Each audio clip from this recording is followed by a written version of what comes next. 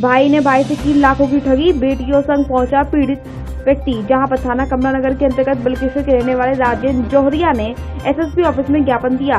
कहा कि बेटी की शादी के नाम पर लोन दिलाने की बात कही थी उनके छोटे भाई सुरेश ने, जिसमें से 2 लाख का भाई द्वारा गबन कर दिया गया। राजेंद्र द्वारा 2 लाख रुपए वापस मांगने पर पीड़ित के साथ मारपीट कर दी गई। बेटियों के साथ भी हाथापाई कर दी गई। थाना पुलिस में कार्रवाई करने की बात कही तो थाने में एफआईआर आज तक दर्ज नहीं हुई। पीड़ित ने आरोप लगाया कि कार्रवाई न करने पर बलकेश्वर चौकी इंचार्ज पर धोखाधड़ी का क्या पूरा मामला रहा और थाने में क्या सुनवाई है? मामला ये है कि ये 2 भाई हैं। बड़े भाई पे लड़का है कि इन पे 4 लड़कियां हैं। बड़े भाई पर इनकी जमीन पर, इनके मकान पर, इनकी नौकरी पर और इनके रिटायर होने के वाले जो भी पैसा मिलेगा सरकार से उन पर नजर है और वे चाहते हैं कि उस पर पूरा कब्जा बना रहे। इनकी 4 लड़कियों को इनके घर में घुसने नहीं देते। अपनी बेटी की शादी के लिए इनके ऊपर 7 लाख का लोन निकाल लिया।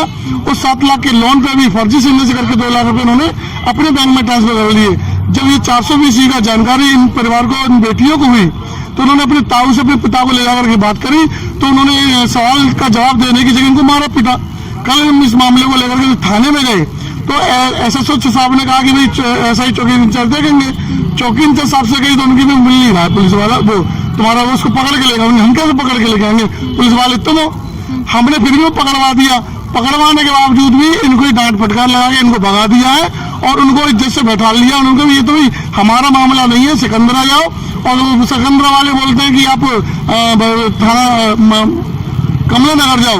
फिर मैंने उनसे कहा कि आप 0 एफआईआर भी दर्ज कर सकते हैं जब कि 2 थानों की सीमाओं की बात हो। तो उन्होंने ना तो किसी प्रकार से मुकदमा दर्ज किया है और इनको भगा दिया है और आज ये आए हैं। उनको भी रात को धमकियां भी मिली गई हैं कि अगर तुमने ऐसा है योगेंद्र सिंह जो चौकी इंचार्ज है थाना कमला नगर, उनको भी मुकदमा दर्ज नहीं किया है।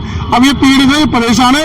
अब इनकी बेटियां हैं। अब अगर कोई किसी का बेटा नहीं है, बेटियां, तो उनका अपने बाप की, अपने पिता की संपत्ति पर कोई अधिकार नहीं है। ये तो गलत है। पूजा कहाँ रहती है? मैं रहती हूँ शेखपुरी फतेहाबाद। क्या मामला था कि आप अपने भाई और मतलब बहनों के साथ और अपने पिता के साथ एसएसपी ऑफिस आई हैं? मतलब ऐसा था कि हमारे पापानी जी ने लोन करवाया था कोई कारण की वजह से, तो हमारे ताऊ ने बिना जानकारी के इनसे साइन करवा लिए और साइन करवा के इनसे 2 लाख रुपया ले लिया गाँव में।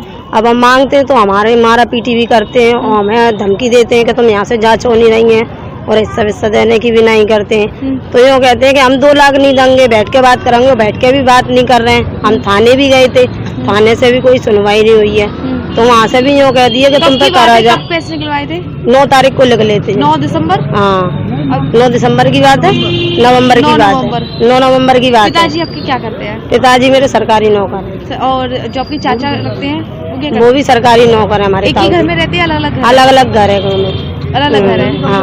आपका कोई भाई है? भाई नहीं है, हम 4 बहन है। 4 बहन की शादी हुई है? 4 बहनों की शादी। थाने में शिकायत नहीं हुई? नहीं हुई है। गाँव में वहाँ गए थे, सुनवाई नहीं हो रही हमारी। नहीं सुनवाई हो रही? नहीं। मांग क्या करना चाहते हैं? मांग हम यही कहना चाहते हैं हमारे पैसे वैसे दे दें और हम हमारे कमरों से दूर हों बस। ठीक। लेटेस्ट खबरों से जुड़े रहने के लिए देखें हमारा YouTube चैनल, करें लाइक, शेयर, सब्सक्राइब।